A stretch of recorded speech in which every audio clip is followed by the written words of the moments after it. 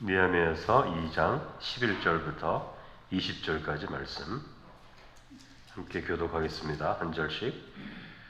내가 예루살렘에 이르러 머무른 지 사흘 만에 내 하나님께서 예루살렘을 위해 무엇을 할 것인지 내 마음에 주신 것을 내가 아무에게도 말하지 아니하고 밤에 일어나 몇몇 사람과 함께 나아갈새 내가 탄 짐승 외에는 다른 짐승이 없더라.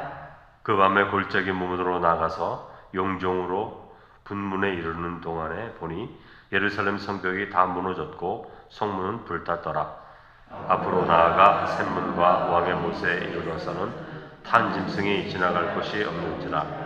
그 밤에 시내를 따라 올라가서 성벽을 살펴본 후에 돌아와 골짜기 문으로 들어와 돌아왔으나 방백들은 내가 어디 갔었으며 무엇을 하였는지 알지 못하였고 나도 그 일을 유다 사람들에게나 제사장들에게나 귀족들에게나 방백들에게나 그 외에 일하는 자들에게 알리지 아니하다가 후에 그들에게 이르기를 우리가 당한 곤경은 너희도 보고 있는 바라. 예루살렘은 황폐하고 성문이 불탔으니 자 예루살렘 성을 건축하여 다시 수치를 당하지 말자 하고 또 그들에게 하나님의 선한 손이 나를 도우신 일과 왕이 내게 이르신 말씀을 전하였더니 그들의 말이 일어나 건축하자 하고 모두 힘을 내어 이 선한 일을 하려 하네. 호론 사람 산발랏과 중요했던 암몬 사람 도비아와 아라비아 사람 게셈이 이 말을 듣고 우리를 업신여기고 우리를 비웃어 이르되 너희가 하는 일이 무엇이냐 너희가 왕을 배반하고자 하느냐 하기로 내가 그들에게 대답하여 이르되 하늘의 하나님이 우리를 형통하게 하시리니 그의 종들인 우리가 일어나 건축하려니와 오직 너희에게는 예루살렘에서 아무 기업도 없고 권리도 없고 기업되는 바도 없다 하였느니라. 아멘. 자, 오늘 본문의 말씀은 느헤미야가 예루살렘에 도착해서 성벽을 돌아보고 유대인들에게 이제 하나님이 어떻게 도와서 자기가 왔는지를 간증하는 그런 이야기가 있습니다. 11절에서 15절을 보면 예루살렘에 도착해서 무너진 성벽을 이제 돌아보는 장면이 나오는데 예루살렘에 도착한 지 사흘 만에 느헤미야는 성벽을 이제 돌아봅니다. 먼 길을 여행했고 사흘을 쉰 후에 사흘 되는 그날 깊은 밤 성벽을 이제 돌아보는데요. 아마도 사흘을 쉬었다는 것은 왕의 조서를 가지고 온 이 느헤미야를 환영하는 그런 환영의 교제가 시간이 아마 있었을 것입니다. 오랜만에 높은 직위를 가지고 있는 사람이 예루살렘에 도착하기 때문에 이미 와 있던 예루살렘 자손들이 환영했을 것입니다. 그런데 느헤미야는 깊은 밤에 성벽을 보러 나가죠. 무너진 성벽을 보러 가려면 낮에 나가는 것이 훨씬 좋은 건데 깊은 밤 보이지도 잘 않는데 성벽을 조사하러 가는 겁니다. 그것도 매우 적은 소수의 사람들을 데리고 나아가는 거죠. 이처럼 한밤중에 나아간다는 것은 은밀하게 살피러 나아가는 거죠. 그런 목적이 있습니다. 예상한다면 예루살렘 주변의 그 방백들, 다른 민족들, 거기에 사는 거주민들, 그 사람들을 피해서 가는 거죠. 그러니까 언제나 예루살렘에 정착해서 성벽을 지려고 하는 유대인들을 방해했던 사람들이 있었어요. 그 지역에는 항상. 근데 그 방해하는 사람들을 피해서 성벽을 보러 가는 것입니다. 그러니까 여러분 에스라 느헤미야는 같은 시대를 살아간 사람인데 에스라는 13년 전에 느헤미야가 오기 13년 전에 예루살렘에 왔던 사람이죠. 이 사람은 서기관입니다. 말씀 전하는 사람인데 이 에스라서에 보면은 4장에 성전을 지을 때 80년 전에 이스라엘 백성들이 와서 이제 성전도 짓고 성곽도 막 지으려고 했을 때 그 주변 사람들이 얼마나 많은 방해를 했는가를 보여주는 말씀이 에스라서 4장에 나오죠. 그러니까 항상 방해하는 사람이 있었고 그 방해하는 사람들 때문에 80년이 지나도록 성벽을 건축하지 못한 것이죠. 그래서 느헤미야는 그 사람들의 눈길을 피해서 은밀하게 한밤중에 돌아보는 것입니다. 그러니까 느헤미야는 지혜롭게 일을 하는 사람이에요. 왕에게 담대히 나아갈 때 그때는 또 담대히 나아가고 왕에게 요청할 일이 있을 때에도 담대히 요청합니다. 그러나 예루살렘에서 또 방해자들의 눈을 피해 은밀하게 행하기도 하죠. 담대하게 행할 때는 담대하게 행하고 은밀하게 향할 때는 또 은밀하게 향합니다. 예수님도 복음서에 보면은 그 갈릴리에서 말씀 전하다가 나사렛에서 말씀 전하다가 내가 메시아다 그러니까 예수님을 낭떠러지에 떨어뜨려 죽이려고 그러잖아요. 밀치려고 그러잖아요. 그럴 때 예수님이 어떻게 하십니까? 도망 나오십니다. 우리말로 하면 도망 나오는 거고 피해서 나오는 거죠. 그러니까 우리는 피해서 나오는 것도 지혜고 담대히 말씀을 전할 때는 또 그렇게 전하는 게 지혜지 한 모습만 가지고 있는 것은 지혜가 아니죠. 잠언서에 보면 지혜라는 말이 많이 나오는데 여러분 성난 사람 앞에서 그 성난 것을 잠잠케 하는 게 지혜 아닙니까? 미국의 총격 사고가 이제 또 났는데 예전에 총격 사고 났을 때 그 총을 든 사람이 교무실에 이제 들어오죠. 그럴 때 이제 그 선생 중에 한 분이 지혜로워서 총 보면 막 도망가고 그러는데 이거 도망가지 않고 그 사람을 지혜롭게 대화를 시작합니다. 대화를 해요. 말을 해가지고 자수하게 만든 적도 있었거든요. 그게 지혜인 거죠. 그런 지혜를 하기가 힘들죠. 총 들고 왔으면 도망가기 바쁘고 소리 지르기 바쁘지. 그 사람이 더 마음 가운데 흥분이 돼서 사고가 날 수 있는데 지혜는 그런 걸 지혜라고 말하는 거죠. 여러분 화가 난 사람에게 그 사람의 마음에 지금 불이 붙으려고 막 그러는데 불 붙이는 것은 지혜가 아니죠. 옳은 일 한다고 그런 분들이 가끔 있는데 그거는 지혜와는 전혀 관계가 없습니다. 어떤 사람들은 옳은 말을 한다고 하면서 사람들의 마음을 휘저어 놓습니다. 그건 지혜가 아니죠. 자녀들이 지금 화가 나서 집에 들어왔는데 거기에 꾸짖고 소리를 지르고 욕을 하면 그 사람은 지혜가 없는 사람이죠. 지혜는 그런 것이 아닙니다. 여러분 지혜롭게 할 때 하나님의 뜻이 이루어져요. 옳은 것을 말한다고 다 되는 것이 아니라 옳은 것을 그 사람이 들을 수 있게 말하는 게 지혜죠. 옳은 것을 말한다고 하면서 기분 나쁘게 말하고 감정을 상하게 말하는 것은 지혜하고는 전혀 관계가 없는 거예요. 그분은 그분을 하고 싶은 대로 한 거지 지혜와는 관계가 없는 것입니다. 그런데 지혜가 있을 때 하나님의 뜻이 이루어지는 거죠. 그 견디고 참는 거, 그 지혜가 되는 거죠. 바른 말을 그 사람이 들을 수 있을 만큼 하는 거, 그 지혜가 되는 거죠. 어떤 사람이 화가 나 있을 때 며칠 뒤에 그 말을 하는 거, 그게 지혜가 있는 거죠. 지혜는 그런 것입니다. 느헤미야는 그렇게 지혜롭게 행동하는 것이죠. 자기가 왕의 명령을 가지고 오고 하나님의 뜻 가운데 왔다고 해서 그걸 막 떠벌리면서 대낮에 여러 사람과 함께 나는 지금 성벽을 지으러 왔다 이렇게 하지 않습니다. 느헤미야는 아주 은밀하게 몇 사람 데리고 그 성을 한번 돌아보고 난 후에 말을 하죠. 근데 12절에 보면 느헤미야의 마음에 확신이 있는데 이런 말씀이 있어요. 내 하나님께서 예루살렘을 위해 무엇을 할 것인지 내 마음에 주신 것을 내가 아무에게도 말하지 아니하고 밤에 일어나 몇몇 사람과 함께 나아갈새 내가 탄 짐승 외에는 다른 짐승이 없었더라 이렇게 말하죠. 그러니까 느헤미야는 예루살렘을 위해 하나님이 행하실 일에 대한 비전이 마음 가운데 있는 거예요. 그 마음 가운데 있는 거죠. 4개월을 기도했다고 그랬습니다. 그리고 그 페르시아 땅에서 여기까지 걸어오는데 오랜 시간이 걸리거든요. 그러니까 그 시간 동안 하나님께 기도하면서 나올 때 그 마음껏의 비전이 생기는 거죠. 따라서 담대할 수 있는 겁니다. 여러분 비전이 있는 사람은 담대해요. 흔들리지 않습니다. 수많은 도전과 저항이 있는데 비전이 있는 사람은 끝까지 견디며 나갑니다. 여러분 예수님께서 제자들에게 승천하기 전에 약속하시잖아요. 비전 주시잖아요. 너희는 가서 모든 민족을 제자로 삼아 아들과 아버지와 성령의 이름으로 세례를 베풀고 내가 너희에게 분부한 모든 것을 가르쳐 지키게 하라. 내가 세상 끝날까지 너희와 항상 함께 있으리라 이렇게 말씀하시잖아요. 이게 제자들에게 비전을 주는 거예요. 제자들에게 이 말씀이 비전이 되어서 이 비전이 그들의 마음을 붙드니까 바울 사도나 베드로 같은 사람들은 유럽을 향해 나가지 않습니까? 유럽을 향해 나가서 거기서 순교하고 도마는 인도까지 나가서 순교하고 나머지 제자들도 흩어져서 복음을 전하면서 순교하고 살아가지 않습니까? 느헤미야는 성벽 건축의 비전을 분명히 보았습니다. 그리고 한밤중에 몇몇 사람과 함께 무너진 성벽을 다 돌아보고 오는 거예요. 근데 돌아보고 오는데 오늘 본문의 말씀에 보면 어떤 불평과 원망도 없어요. 왜냐하면 성벽 건축의 비전이 있기 때문에 그런 거예요. 여러분 비전을 가지고 있는 사람은 과거를 돌아보는 사람이 아닙니다. 과거를 돌아보잖아요. 현재와 미래를 바라봅니다. 왜 현재와 미래를 바라보죠?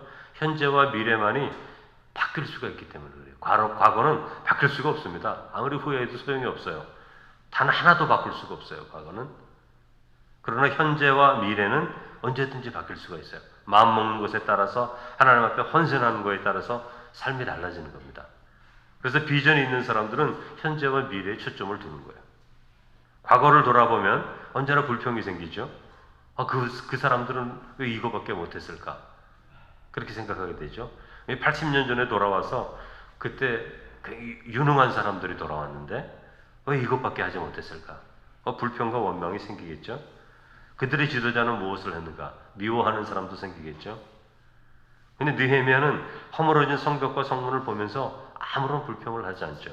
왜냐하면 마음 가운데 하나님께서 예루살렘을 위해 무엇을 할 것인지 내 마음에 주신 것을 가지고 있기 때문에 허물어진 성벽을 바라보면서 불평하는 게 아니라 하나님께서 이 허물어진 성벽을 걷어치우고 세워질 새로운 성벽을 바라볼 수 있는 눈이 느헤미야에게 있거든요. 그렇기 때문에 불평이 없어요. 이것이 비전 가진 자의 특징입니다. 비전 가진 자는 미래의 삶이 변화될 것을 보기 때문에 불평이 없어요.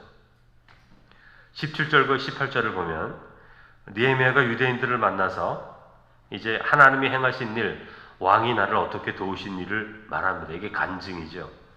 내가 지금 여기 왔지만 이렇게 하나님이 나를 도우셨다. 나를 기도하게 하셨다. 내 마음에 뜨거운 마음을 주셨다. 그래서 나는 왕에게 이렇게 했고 왕이 이렇게 도와주시고 앞으로 우리에게 이렇게 후원해 줄 것이다. 이런 말씀을 하죠. 간증을 하는 겁니다. 그러니까 유대인들의 마음에 힘이 나는 거예요.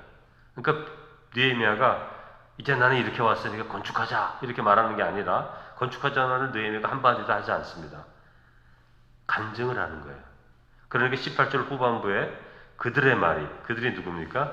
이미 와 있던 유대인들. 그들의 말이 일어나 건축하자 하고 모두 힘을 내어 이 선한 일을 하려 하네. 이렇게 되는 거예요. 그러니까 비전을 지닌 사람이 하나님의 도우심과 은혜를 고백하자 사람들의 마음이 이제 막 움직이는 거죠. 성령이 우리 마음 가운데 임할 때 그 마음이 움직이는 겁니다. 성령이 임할 때 우리 마음이 움직이는 거고 이 성령의 마음이 움직이지 못하게 하는 것이 반대자, 적대자들의 마음이죠. 그러므로 두려워하던 마음이 담대해지는 겁니다. 80년간 계속 짓다가 허물어진 그 성벽을 이제 포기하려고 하는 그 단계에 유대인들이 마음이 움직이면서 성벽을 짓자 그렇게 자원하는 마음을 갖게 되는 것이죠. 왜냐하면 하나님이 우리와 함께 하신다는 확신을 갖기 때문에 그런 거예요. 그 비전이라는 것은 뭐냐면 좋은 목표가 아니라 하나님이 우리와 함께 하시기 때문에 이 일을 할 수가 있다. 그러므로 하나님이 우리를 도우신다는 마음이 강하게 되니까 그럴 수 있다. 그렇게 동의하게 되는 것이죠. 그런데 19절에 보면 원수들, 그러니까 대적자들, 산발라, 도비야, 게셈 같은 사람들이 오히려 방해를 하죠. 모함하죠. 너희들이 왕을 거역하겠느냐. 왜냐하면 여러분 얼마 전 시간이 오래 좀 전에 성벽을 지을 때 그 성벽 짓는 것을 중단시키게 만든 이유가 이거거든요. 여기 있는 예루살렘 사람들이 페르시아 왕을 이 성을 짓고 독립해서 거역하려고 합니다. 조서를 써서 올려서 그것을 페르시아 왕이 듣고 성벽을 중단시킨 거예요. 그러니까 성벽 중단시키는데 계속해서 했던 사람들이 이 사람들이거든요. 그러니까 이 사람들은 이번에도 중단시키기 위해서 이런 말을 하는 것입니다. 그러나 느헤미야는 오히려 담대해서 20절에 그들을 두려워하지 않죠. 하나님이 우리를 형통하게 하시리니 우리가 일어나 건축하려니와 너희는 아무 권리가 없다. 이렇게 크게 선포하면서 믿음으로 나아가는 것을 볼 수 있습니다. 여러분 비전의 사람들을 움직이는 거예요. 그러니까 비전의 사람은 현재와 미래를 보는 사람, 과거를 분석하는 사람이 비전의 사람이 아닙니다. 과거는 누구나 다 보죠. 과거 못 보는 사람이 있습니까? 우리 집의 과거를 다 알죠. 가족들은 우리 교회의 과거를 성도들은 다 알죠. 다 봅니다. 누구나 다 알아요. 그러나 현재와 미래를 보는 사람은 별로 없어요. 확신을 못 갖죠. 그러다 보니까 과거만 얘기하는 겁니다. 불평도 나오고 원망도 나오고 어떤 사람 얘기가 나오고 그렇게 되어 있는 거죠. 그러므로 비전이 중요한 거예요. 비전이 있으면 과거는 작아져요. 점점점 작아지고 나중에는 없어지죠. 과거는 고칠 수가 없습니다. 아무리 안타까운 일이라도 오직 현재와 미래가 우리의 삶을 변화시키는 거죠. 비전을 가진 사람은 이 현재와 미래에 어떤 일을 할 수 있는가, 우리가 어떻게 우리가 헌신할 수 있는가, 그러므로 하나님이 어떻게 우리의 삶을 새롭게 하실 것인가, 여기에 초점 맞춰 있는 사람이거든요. 그러므로 하나님의 성도들은 비전의 사람들이 되어야 되는 거예요. 새로운 것을 바라보고 새롭게 우리의 삶 가운데 역사하실 그 하나님을 사람들에게 말하면서 용기를 주고 그 마음이 움직이게 만들어야지, 그렇지 않으면 불평하게 되죠. 원망하게 되는 것입니다. 느헤미야는 하나님이 사용하실 때 이 사람은 비전의 사람이에요. 과거를 돌아보지 않습니다. 오직 하나님께서 마음에 주신 새롭게 이루실 그 일을 바라보며 믿음으로 담대히 나아가게 되는 거죠. 그럴 때 52일 만에 성벽을 건축합니다. 80년 동안 성벽을 건축하지 못했는데 52일 만에 성벽을 건축하는 거예요. 이 놀라운 역사를 일으키게 되는 거죠. 여러분, 우리 하나님의 교회 가운데서도 이런 비전 있는 사람들이 많아야 되는 거죠. 그래서 사람들을 도와주고 용기를 주고 움직이게 만들고 미래를 향해 나아가게 만들 때, 그럴 때 하나님의 뜻이 이루어지는 거예요. 어떤 분은 과거를 잘 알아야지 미래를 알지. 실제로 한번 해보세요. 안 그렇습니다. 여러분 가족에게, 자녀들에게 얘기해 보세요. 너 과거 이랬다, 이런 실수했어, 이런 실수했어. 걔가 듣질 않아요. 오히려 힘이 없죠. 네가 예전에 이런 일들이 있었지만 다 잊어버려. 아무것도 아니다. 하나님께서 너와 함께 하실 것이다. 그게 회개잖아요. 회개는 뭡니까? 죄를 단절하는 거예요. 하나님이 말하지 않겠다니, 더 이상 과거의 죄에 대해서 예수 그리스도의 피로 너희들은 이제 죄를 생각하지 말고 내가 너에게 베풀 구원의 역사를 바라보고 나가라. 죄를 단절하는 거, 그게 회개잖아요. 비전의 사람들은 과거와 단절시키고 우리에게 행하실 하나님의 역사와 뜻을 바라보면서 하나님이 역사하실 것이니까 너는 언어를 바꿔라. 사람들에게 용기를 주는 말을 하고 너희 생각을 바꿔라. 미래에 대한 초점을 가지고 나아가라. 그렇게 말씀하시는 거거든요. 그러니까 하나님의 역사가 이루어지기 위해서는 이런 비전이 필요한데, 비전의 초점은 과거를 단절하고 현재와 미래에 하나님의 임하실 선한 마음으로 나아갈 때 하나님께서 우리의 삶 가운데 채우시는 은혜가 있는 것인데, 우리 성도들 그런 비전의 사람들 되시기를 주님의 이름으로 축원합니다. 거룩하신 하나님 아버지, 느헤미야는 참으로 지혜로운 사람이고 비전의 사람이었습니다.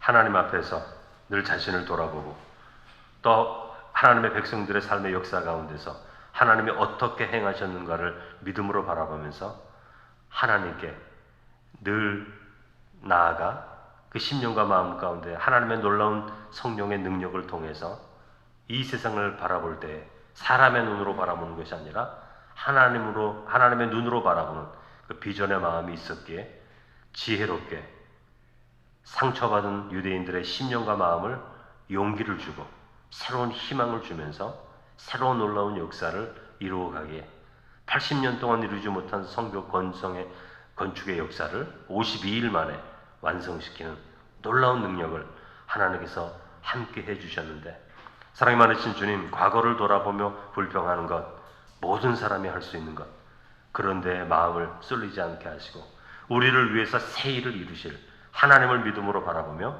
오늘 나의 현재의 삶을 변화시키고 회개하고 또 미래를 바라보고 기대하는 가운데 하나님의 선한 역사가 우리의 마음과 심령으로부터 새로워질 수 있는 그런 삶을 살아갈 수 있도록 은혜를 더해 주옵소서.